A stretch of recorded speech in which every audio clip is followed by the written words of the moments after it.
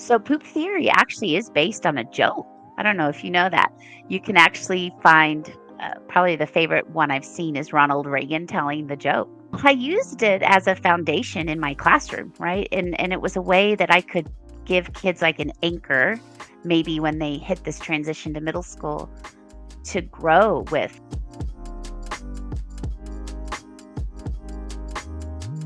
Welcome to the Be Better broadcast. Parents, this episode is for you. Whether you're a parent now or you're a soon-to-be parent, you realize one thing. If you're listening to this show, then you realize that life is full of challenges. And I don't want to necessarily say that life is hard, because there's a lot of amazing things in life as well.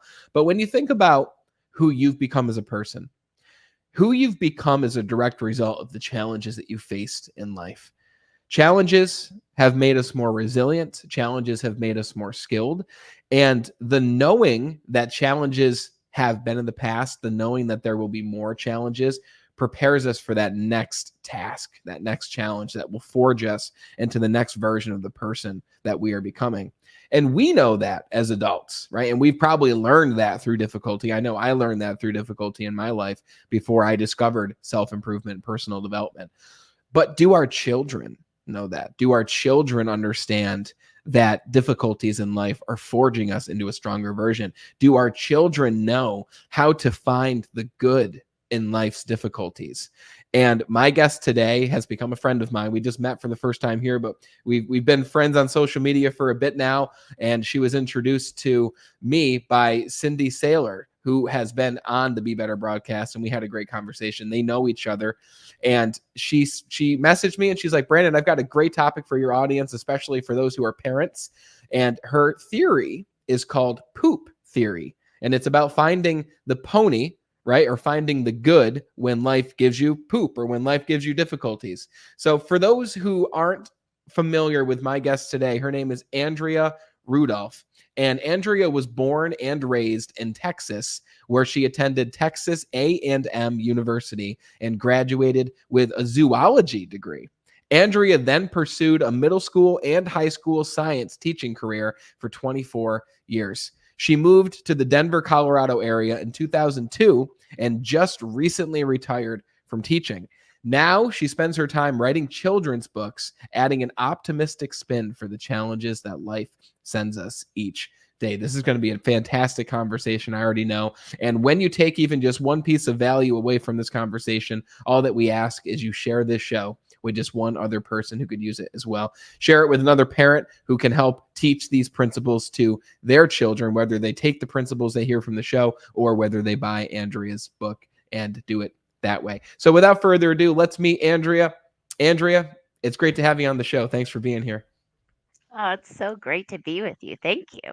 Absolutely. I appreciate a lot about you, but there's one thing that I really appreciate about you, and it's something I noticed very early on. You are a very thorough and organized person. And It's probably the teacher in me.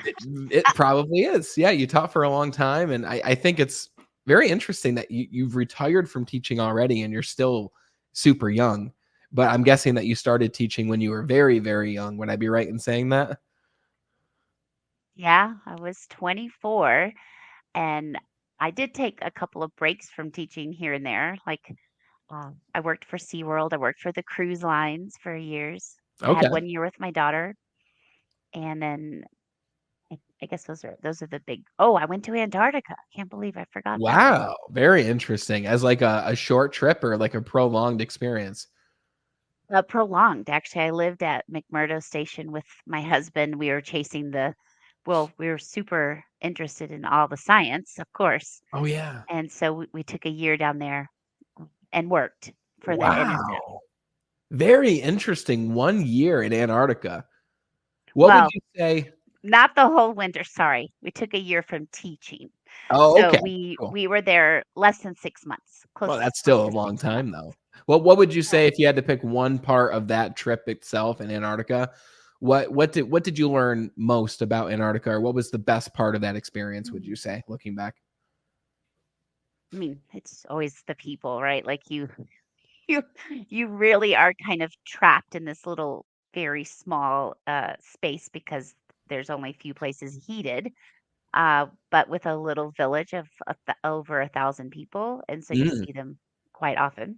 yeah. The people are amazing, but I guess it was the proximity to the scientists that were doing most of the research was based on climate change. So we were really right there in 2005, twice a week, getting to attend these lectures with the data Wow. and the information they were giving. And then we were blogging about it back to our students. So that was really fun. We had like a little connection with two different schools that were listening and following our information we were giving out directly from what the scientists shared. Oh, that's super cool. What an experience that is. And the kids, I mean, what other kid has a teacher who's been to Antarctica, who's bringing That's back true. these teachings? Like, not my teachers. My teachers were great, but they weren't going to Antarctica. So that's really cool. So let's dive right into this theory that you've coined. Okay. And when you sent over this theory to me at first, and you sent over the PowerPoint and all those things, it was very interesting. I was like, what is poop theory? And this is before I even knew what the topic of this was. And I was like, what is Cindy sending to me? Like, what are we talking about here on the show? But the idea and the philosophy, as you call it, which I didn't know that philosophy meant the love of wisdom until I read your PowerPoint. So I learned something from that. The philosophy of poop theory is very interesting. It's the idea that even in the poop, you can find the pony, right? And in your book, Right. there's fantastic illustrations done by, her name is Jennifer. What's her last name so we can give her credit? Jennifer Matthews, she's so amazing. Okay, cool. And she was your roommate in college, so it's cool how you two have reconnected to put these books together. And they are fantastic illustrations, by the way. Yeah, They're she's got fantastic. such amazing talent. Yeah, they look really good. It really ties everything together. So this theory, I'm going to ask you, what is poop theory? How do you describe it? Like if a parent came up to you and says, "You're teaching my Mm. children about poop theory. What is this? What does this mean?" What would you say? Well, I used it as a foundation in my classroom, right? And it was a way that I could give kids like an anchor, maybe when they hit this transition to middle school to grow with. Like, and I feel like it can be used for any age, but it simplified it, like how you kind of want to in a lesson. You want to simplify that life could be hard at times, but they can get through it. That whole growth mindset and also like perseverance. So that's definitely a hard lesson. Once you hit middle school, things get a little more complicated. And Hmm. so I wanted them to have this like cornerstone and foundation under them, and that maybe even years after they've had me, they think back and go, oh, okay, I can simplify this problem and I can find the good in it and I can get through it. I will get through it.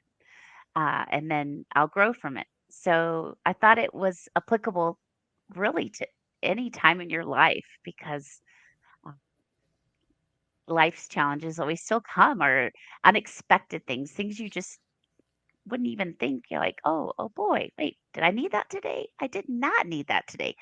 But then if you just simply say, wait a second, what can I get out of this and how can I learn from this? It kind of reframes it and you can get through it better, I think, like with a positive outlook. Yeah, I think so too. Is it okay if I share visually for those watching a couple slides from that presentation that you sent me? Oh, I'd love that. Yeah. Okay, cool. So let's do that. So I thought it would be fitting to share some examples of what poop theory is. So this is a picture from one of those slides, and this is one of the illustrations, which is very interesting. It's so cool how her style of artwork. But some examples of difficulties that we have here is the upcoming quiz, or you get hurt, you've got a boo boo, the thing says there. Gossip, bullies, illness, grief, children whose parents are going through divorces, homework, right? Allergies, learning differences. Like there's so many different things that can be categorized as poop in these children's life, right? And I'll tell you, I didn't have any teacher explain to me in middle school or high school or after that there's going to be difficulties, which is obvious. These kids have probably already had difficulties, but we're not taught about what you called the growth mindset. We're not taught about how you can find the good in these situations. And I had to learn that the hard way through adulthood, right? And I had to learn you Yeah. can look at things two ways. And based on how you look at it, based on how you react, that's the outcome that you bring to yourself. So I'm curious to hear from you, Andrea. You could have taken the curriculum that the state gives you, and you could have simply done that and have been the great positive teacher and role model that you are without introducing poop theory as a theme or anything like that. So obviously this topic of finding the good in difficulty is important to you. Was this important to you always? Was it an experience in your life that brought this to the forefront? When did poop theory become important and a theme for you in your life? So probably I gotta remember, it's last 10 years of teaching. I've I really got some good training that it, you have to connect with your students personally, like really have relationships where they can relate to you, or the learning isn't as well absorbed. If they don't know you as a person and know that you truly care and want to know like individual ideas that they have or beliefs, it's just important to connect. So that was my first day lesson is poop theory. It Hmm. was poop theory. So back to the word philosophy, I thought if I meet these kids on the first day, and I'd have 150 students sometimes a year, I wanted them to know my philosophy of life and my philosophy of teaching. But when you're a teacher, you're really learning. So it was my philosophy of learning, which is the same. Find the joy. I always want to find the joy. I guess it is my life philosophy. And so then I would tell them one of my life philosophies besides find the joy is poop theory. And I would tell them this story. And that way they knew that as the year went on, they could come to me if they, no matter what it was, and I would help them find the pony. Or Oh. they would tell me, like, hey, this happened over the weekend and blah, blah, blah. Found the pony in it. And so I actually hid, I don't know if I spent about $300 a year on ponies that could stand up. I wish I had one to show you. And I would hide anywhere from 5 to 10 a day. No, not a day, a week. And I was a science teacher, so there were plenty of places to hide these things. And I would get creative, tape them in places. It wasn't like really obvious. You would just stumble upon one because I wanted them to have that feeling of I found a pony Yep. as a surprise. And I always let them know that by the end of the year, everyone should have a pony. So if you Mm. found one, that was your pony. Don't find two, three, four. Let other people find them. And so, I mean, I do have students in their 30s, um, 20s that will find me, and I'll get this cute little picture with their pony in their face. Aw. And they're like, I took this to college with me. I put it by my alarm. Um, I put it in my windowsill, and it was just an actual concrete way for them to remember, "Oh, I can get through this. What's the pony?" And when I had them in class, they had one-on-one technology, so a lot of my kids kept their ponies in their pencil case, and then they would put them out on their computer like it was watching the screen as they were working, or just really powerful. It was just a great way to connect with kids, and I put those topics that you showed anywhere from like a young kid, like an oopsie or a boo boo, that would be young, to higher end, like someone having a chronic illness or Mm. someone dealing with grief. So I try to make sure the book was accessible in its topics uh, of different kinds and levels of poop we go through. Yeah. I don't know of any other children's books that explain this philosophy the way that poop theory explains it. I don't know. I've read a lot of Dr. Seuss books. We read like a book, sometimes several books a day to Leo, who's 6 months now, and we started at the very beginning. And there's been some really cool ones. I spoke to a couple people. Like there was a gentleman who I had on the show called John Brubaker, Coach Brew. And you mentioned you listened to one where the individual was talking about parenting. Coach Brew is one of them. He's got a children's book about a kangaroo. So I'm not sure if that was the Oh, one you were listening to. It's very good. But he sent me his book and I read it to Leo, and it was probably one of the better children's books I've read. And again, the illustrations were on point. I think the illustrations really mean a lot in the delivery of this kind of philosophy, especially to young children. But I'm going to ask you something along those lines here in a minute. Okay. But before I do, you've already given me some cool examples of you've got some of these students who are at college now, or they're in their 30s and they're sending you pictures with their pony and their face. Like that just goes to show the impact that it's made on these kids who are now adults. Is there a specific story that still stands in your mind of a child taking these concepts and moving through a difficult time? Obviously without personal info here, but is there something that stands out in your mind that made you think and solidified, wow, I'm really doing the right thing by introducing this theory to these kids? Definitely.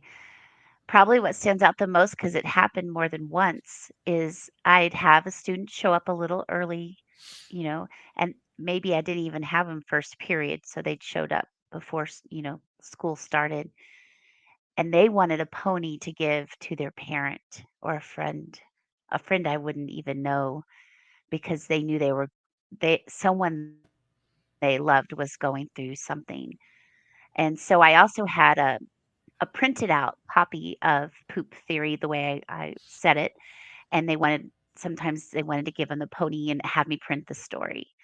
And I just thought that, wow, so if they had lost their grandparent, so one of their parents' parent, they came to me and they wanted like something to take to their mom or dad, and that happened more than once. And then also with friends that were really going through hard times and they were scared, and uh, it was just awesome. They would come to me, and then if I needed to, I could relay that information to the school counselor to say, "Hey, I don't know this kid was talking about, or I don't teach this child, but I think they're going through something difficult." So it was just so of course, I'd give them the extra pony and let them pick. They really like to always pick their ponies too, um, and print whatever they needed. And that was just probably the most powerful times I had. Yeah. Now you're making a difference on adults' lives at the same time you're making a difference for the kids. And I feel like this is the topic that should be taught in colleges, even to Oh, adults, right? Maybe you don't name it poop theory, you name it something else maybe for them. Maybe you do. I don't know. You're the expert on that. Maybe you would know better as the educator. But I could have used this information. Again, I found out the hard way that you can look at things one of two ways, right? And I found that out early in my 20s, and now I'm 29. So for the last decade, I have really dove into personal development and self-improvement in a big way, and it's become a staple of my life with the Be Better broadcast. So you just never know. Even the students who didn't send you a picture, you never know the impact right. that your teachings have made on the lives of these children. And for parents out there, we're busy, right? Especially if we're working full-time jobs, the mom's working full-time jobs, whatever it might be. We don't necessarily have the time or the understanding or knowingness how to teach these lessons to our children, because you want your children to understand that life is difficult, but you don't want them to go through the difficult things. But at the same time, they kind of do in order to learn these things. But if they know that there will be hard times, then when they're in a hard time, they might think, oh, this is one of those hard time things that I've been taught about. And your book Right. just opens the door to have that conversation in a really fun way, which really brings me to the next thing I want to ask you. These are very complex conversations, especially when you talk about chronic pain and chronic illness and divorce, because the reality is a lot of your students had parents who were divorced, who were going through a Yeah. divorce, who were single parents. Life is complicated, right? Mm. How do you teach complicated and complex subjects such as this and put it in a book that is accessible and readable by children? How do you break it down in that way? What are some things that you've learned through time?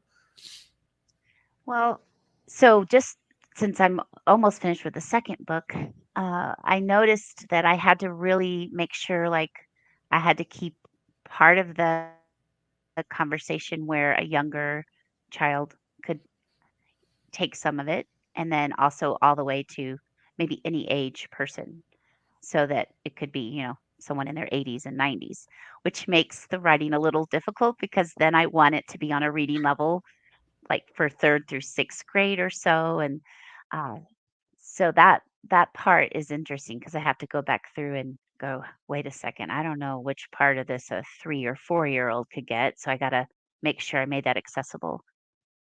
But one of the things I think that helped me and maybe why I brought it into teaching is when you teach life science or environmental science that I love, you are teaching some really tough topics to tell 11 or 12-year-old child about climate change and extinction and just really tough things. You don't want to frame those in a there's no hope way.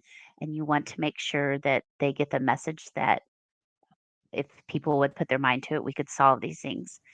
And so I think that helped me since I did that for 24 years to switch over to writing books about more like general or totally different non-scientific topics and give them a way they could relate to it. So I think that's the most important. The parent can relate, the child can relate, student can relate. Um, but that'll be interesting where I go with the series. It is a series. It's all based on poop theory, but every book that comes after it, I give like a reminder. First two pages are this is what poop theory is. If they hadn't read the first book, Mm. so that I don't know if I actually got to where we were going with your No, that's question. great. Oh, I love that. No, one thing that I noticed that is a strategy, and you might not even think of it as this because this has been your whole life as a teacher, but you explain these principles not through, hey, life will be difficult. Find the good, right? This is how you find the good. Strategy 1, 2, 3, right? You tell stories and the Oh, illustrations definitely. back up the stories.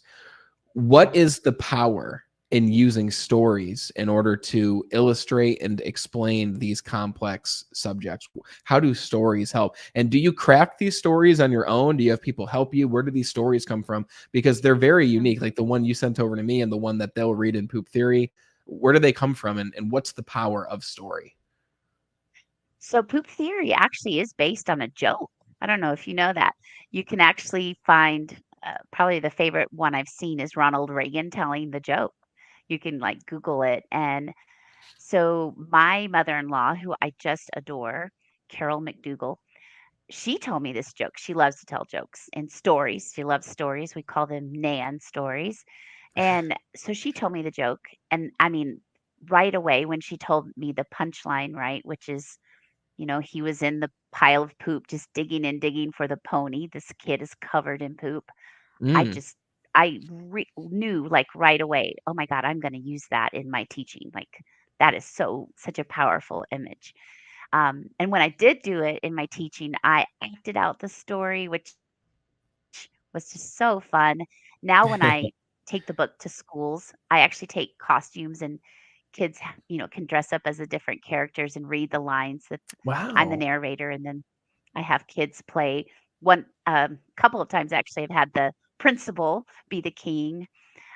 It's just been fun that way.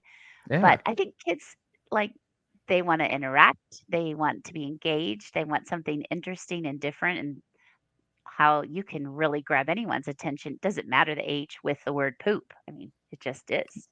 Yeah. Um, That's great. and so I think stories give relevance a lot to any lesson you're going to teach if you can tell it as a story.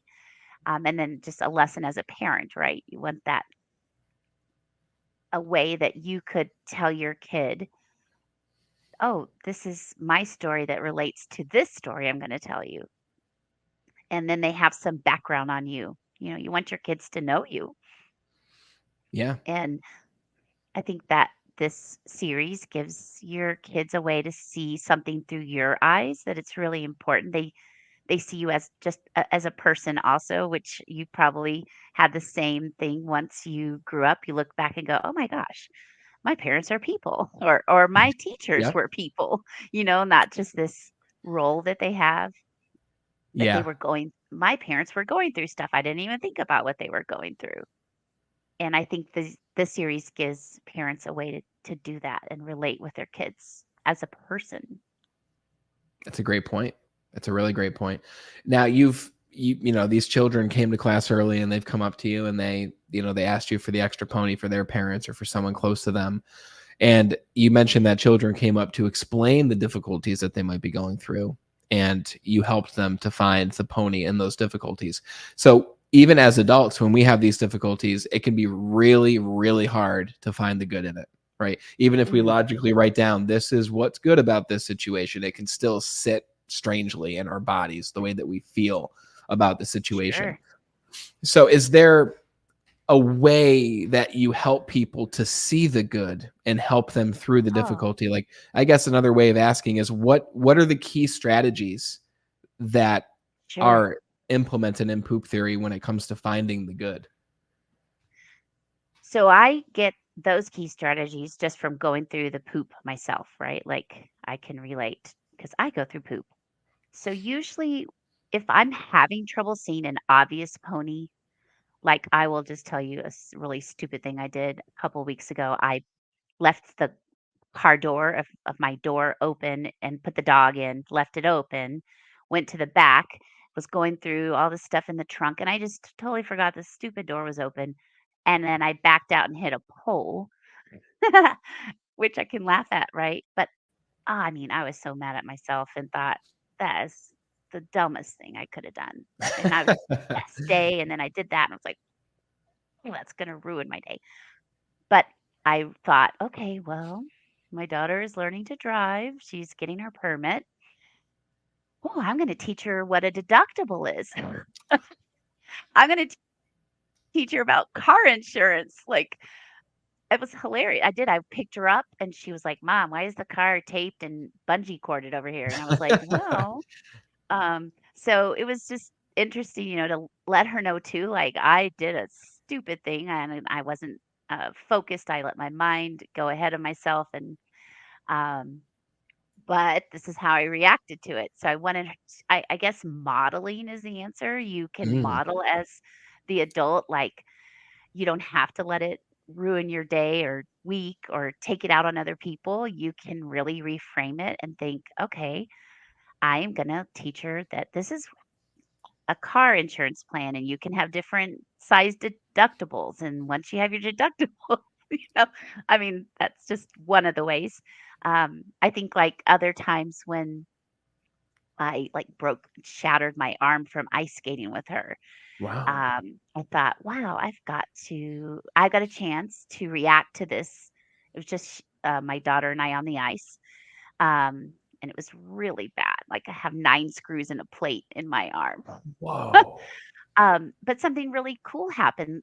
Two nurses were skating at the same time and they came and helped me. And so I thought, I am just going to keep it together in front of her. I can lose it later with the Wow. pain and everything.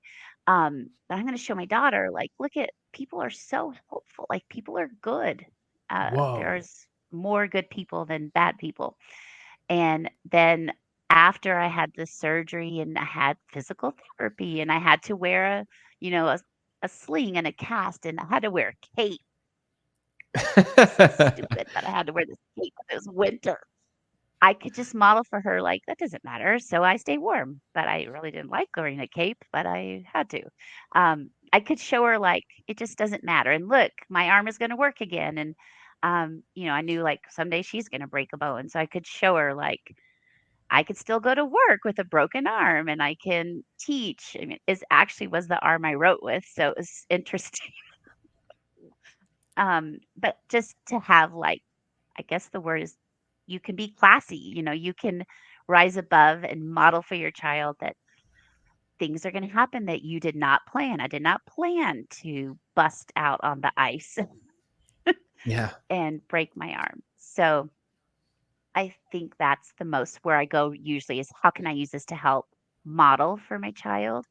And then if it's just me, and I don't have other people around me that I need to model for, I usually think of, wow, I haven't been grateful enough lately. I really need to look at this. Like other people, that this is nothing compared to what some people are going through. And Mm. so usually that is another way it centers me is I can put it into relation and go, oh, this is a first world problem, you know. Yeah.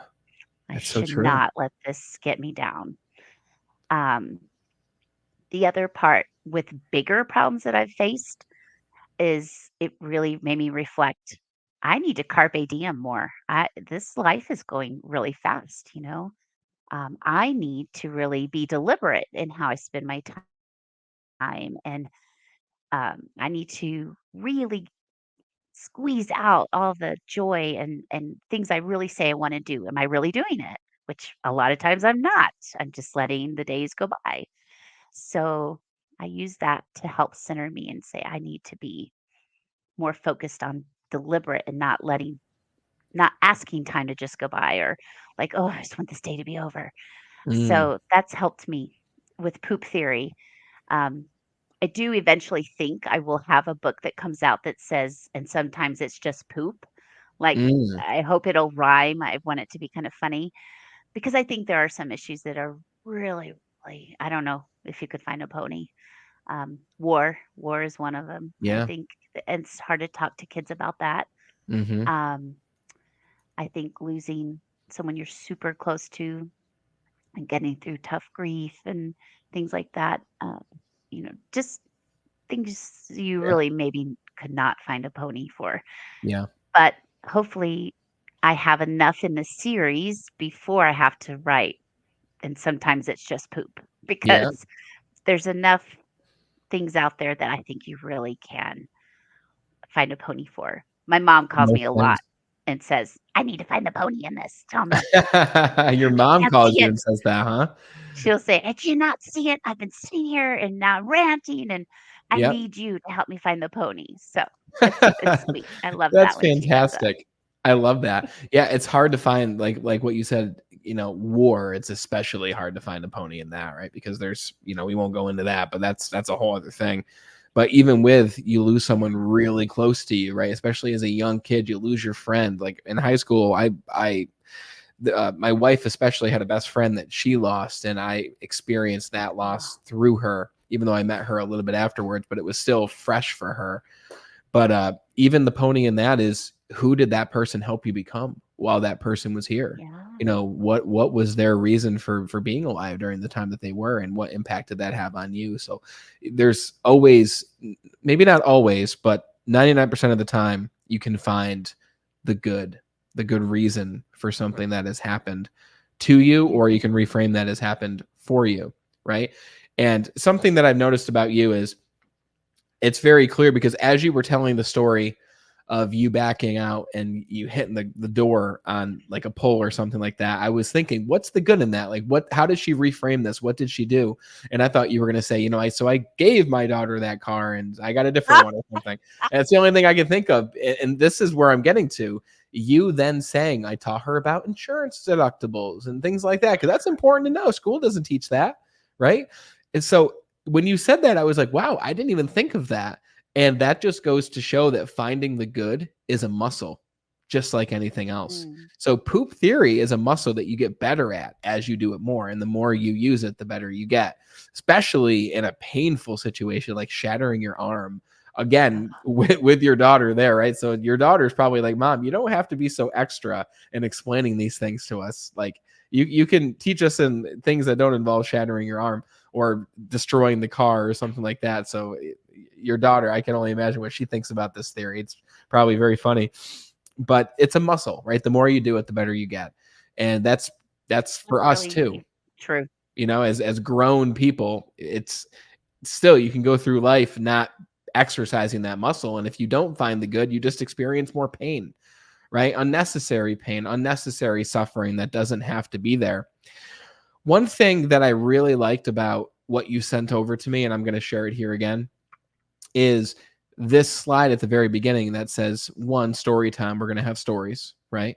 And the second thing is, you're an author, right? And it's very cool because even me, I wrote my book in 2019.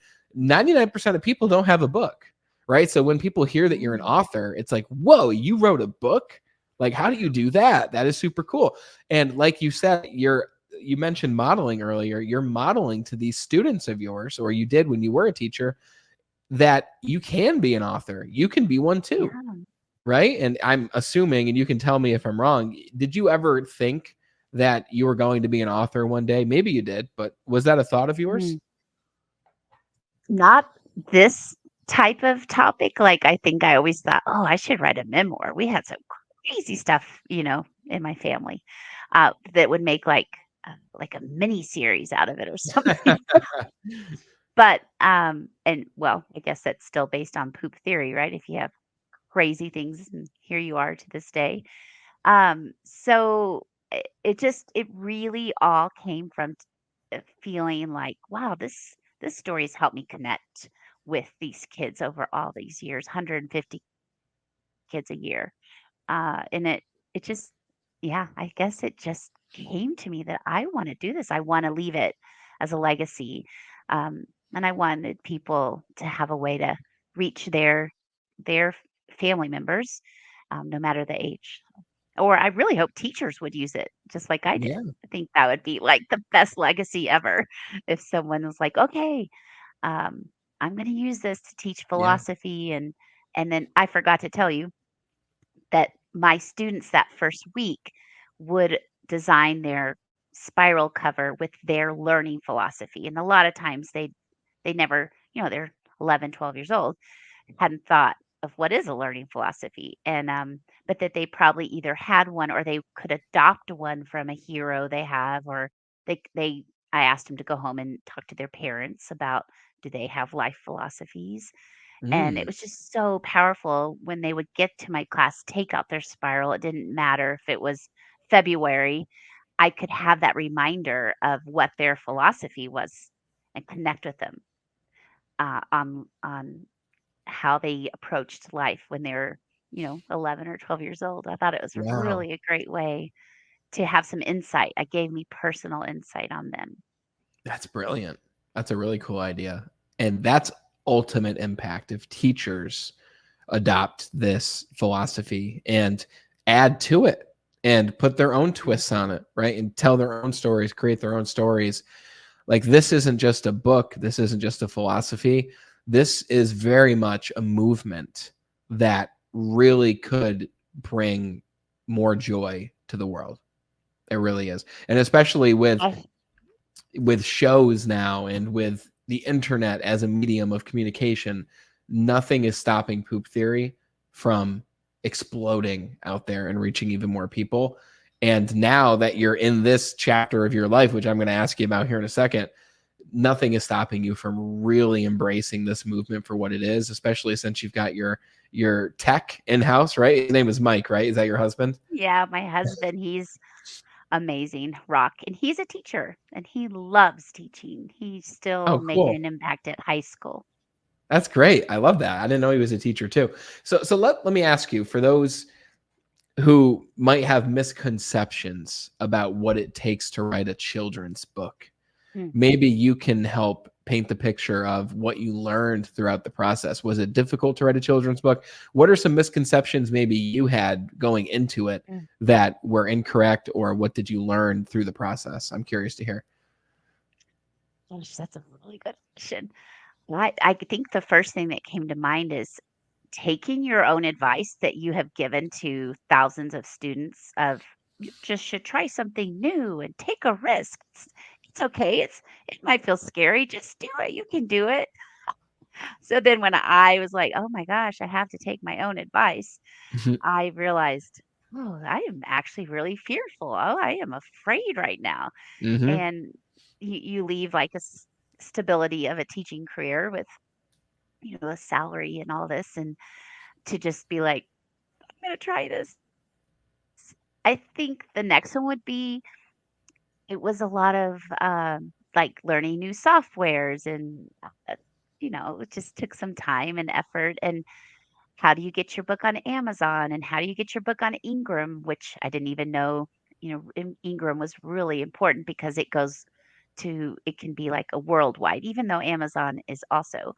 But if you deal with a bookstore, a lot of them want it to be with Ingram Spark, and because it's Oh, a giant catalog they can access.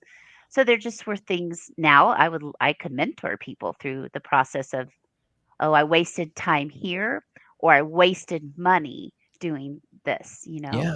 I think to someone starting out, I gave myself a $10,000 budget to say, okay, this is what I have to maybe do some marketing, which is where I'm probably the weakest.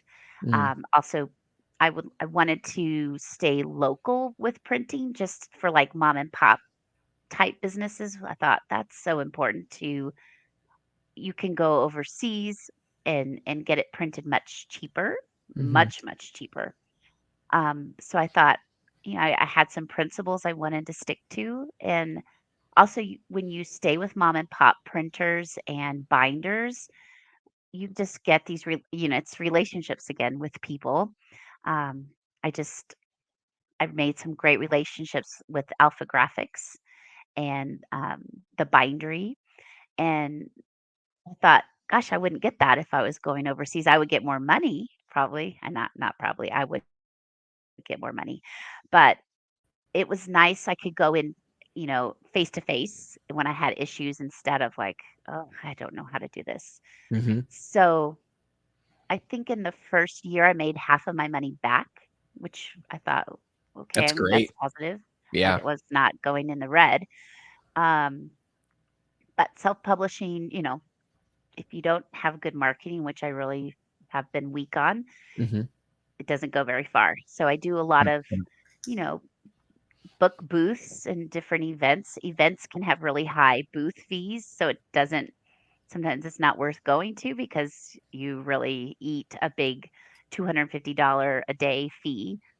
Sometimes they work with you on the fee, and that's nice. So it's just been like trial and error and things I learned. Okay, I'm going to stick to these templates, and uh, I like these people, how they treat me when I work with them in person. It was definitely trial and error, knowing where I need to get my book on the platform.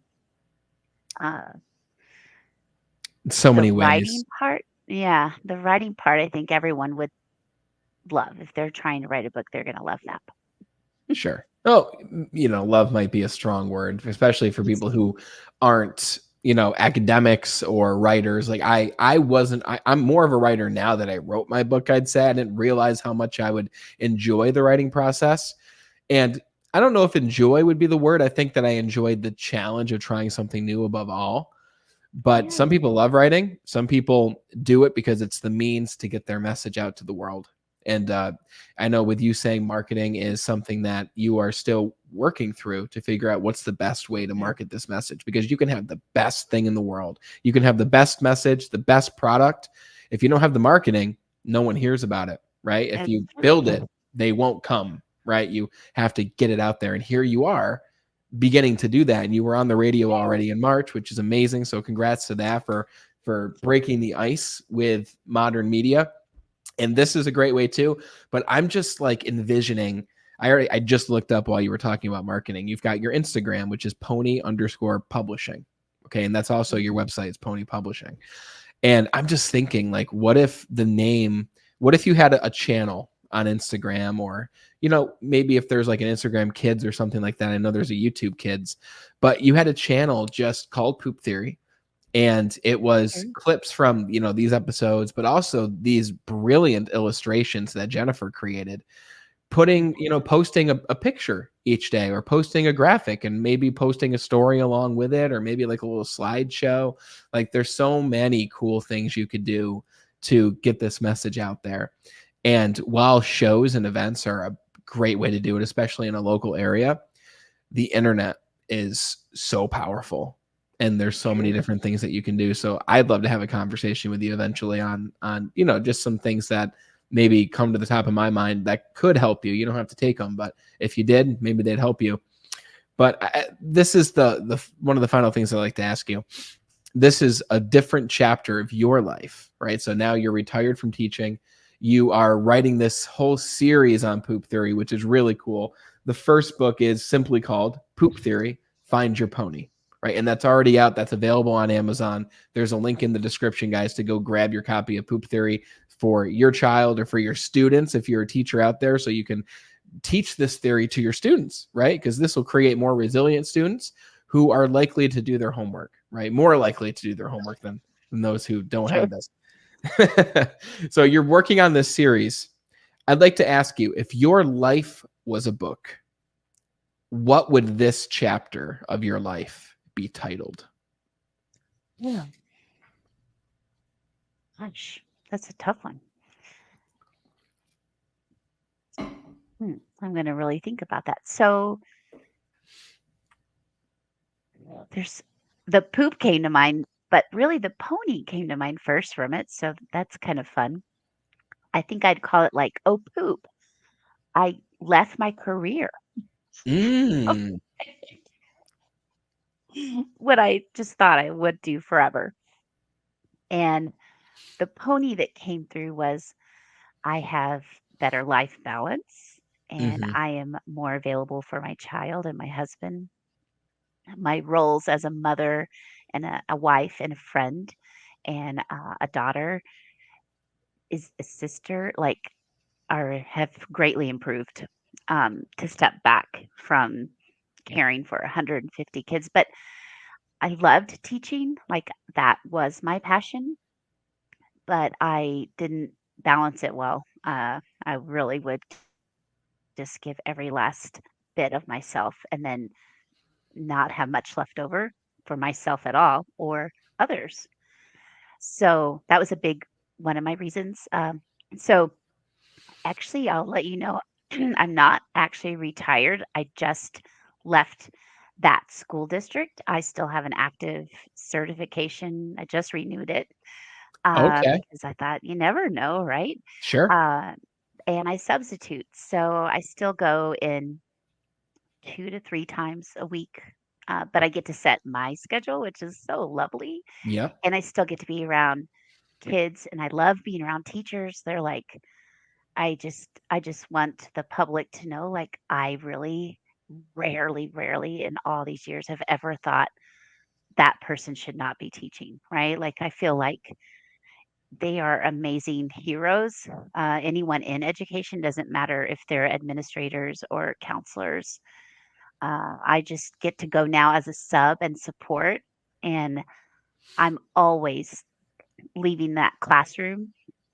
Ever since I've subbed now for 2 years, I never have thought, who the heck is this person that I came into their room, right? Like, I leave going, what a cool way this person, I love their lesson. I love the support system they have for me. And so I still get to be in that, um, I guess, have my finger on the pulse of Wow. education still, but Yeah. on my terms. So that's a Very pony. true.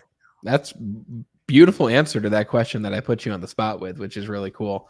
And you get to stay around that energy, right? That energy for the Mhm. people that you are ultimately writing to help, right? And being around that energy is so important, especially in this world that you are in now. Because it's one thing to write a book for children, but you're not around them.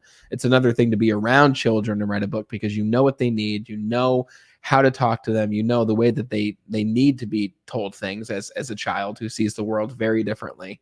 So that's brilliant, and I commend you for this newest chapter that you stepped into. I know you're going to reach so many people with poop theory, and this is the very, very, very beginning. And you've already built some traction with it, which is super cool. So it's only going to build and build and build from here. In 5, 10 years from now, the world is going to know about poop theory in a big way, and I'm really excited to see that happen. That would be amazing. 100%. So my question for you is, can you give us a glimpse of what is to come next in the series? So right now Yeah. we've got Poop Theory, Find Your Pony. What's next? The second one is almost finished. I think it'll come out in January, hopefully. It is, "Oh Poop, My Pet Died," and that's a really tough one, but I thought it would be a great way to approach the topic of grief, and definitely the grief of losing a pet is very personal and difficult, but I thought it could even help a student, sorry, I should say a child, a parent, just, introduce the concept of natural life occurrence, a natural life cycle of every living thing will eventually die, and that's a big piece of poop. And Yeah. so I thought it would be opening a door for conversations, but you could start with a pet. And I think that does happen. I mean, I know it happens because my students would come to me and let me know that happens. Oh It yeah. happened to me while I was teaching. And so I wanted to give them those ideas of, you can grieve, uh, and you can also have these wonderful memories and knowledge that the love you had and the time you had definitely outweighs that sadness. Mm. And so that's kind of the biggest message. And I'm hoping like veterinary clinics will carry my two books to give to people when they're going through that tough Aw. time. Um, I also, the third book, I need to get on it fast because I want to do the poop of politics Mm. and the purple ponies because I really want our nation to unite on the Yeah. purple, right? Like on the red and the blue, there's a lot of overlap that we can be reminded of instead of a lot of the division that we get probably Oh messaged yeah. every day. And I just believe in that purple overlap of red and blue and bipartisanship. And I think, oh, how will I bring that to a child? What politics are? Yeah, yeah, yeah. But Very that true. excites me. I want that challenge to write about it.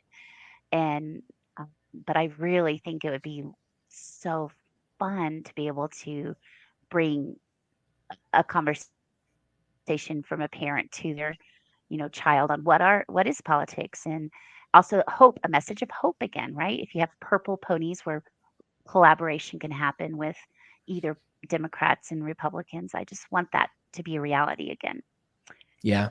And I think it is still a reality, just that we're not getting the messaging enough. 100%. No doubt. And then Absolutely. my my husband's a coach as well, and I was an athlete and he was an athlete longer than I was. So I want to do the poop and ponies of team sports because boy, you can Cool. really see a lot of that uh, unfold when you are a spectator on the sidelines of a soccer game, and you have the poop as the player being the player, and you have the poop you see as a parent or a coach. Like there's so many aspects I can reach into there. Um, I think I want to do one about school, like the poops and ponies of school, where I could talk about gossip, bullies, even just anxiety of testing or just even social anxiety. I Yeah. think in one book I could reach a lot there. And then I think the last one that I have in mind is the poop and ponies of animal captivity because Oh. I have a background in working with sea turtles, and then I went to SeaWorld and worked, and you get very much the ponies when you are working for SeaWorld, but everyone knows when you go to a zoo or something, there's also you see the poop. Um, Hmm. so I think it again, you can find the good in it, that there still is good, and but it's just a fun debatable topic. Like pretty much anything in my series, I think you could find, both sides too. Totally. Yeah, the You've dark and got the light, yes. I greatly respect your courage to attack these, maybe attack's not the best word, but to dive into these very at times controversial subjects Yeah, that a lot of people would be like, nope, I'm not talking about those things. Like in sales, we're told never talk about politics or religion. Like those are the two things that are off true. the table. But often the customers and clients and people that I've spoken to who are willing to talk about those two things, those are the deepest relationships that you build because those things are Mm, very real and ingrained in people's lives.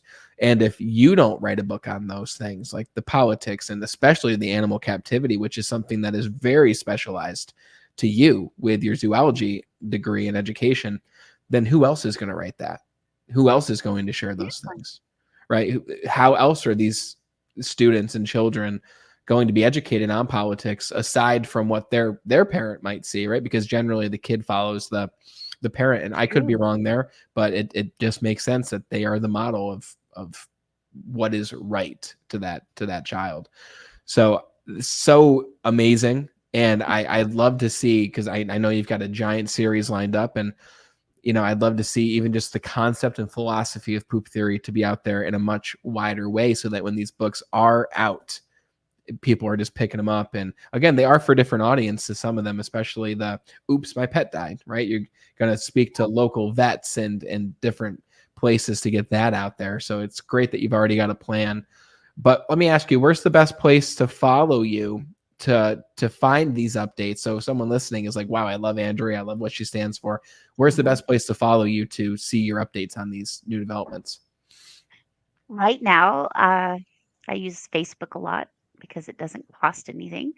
But I think my website, ponypublishing.com, has a link to email me to my business email, and it has links to shirts and stuff because I did trademark the mottos. I would hope these mottos, focus on the pony, not the poop, or optimist on board. Those are some fun things I tried to think, oh, what would people want to wear or have stickers for? And so I usually just go through my website.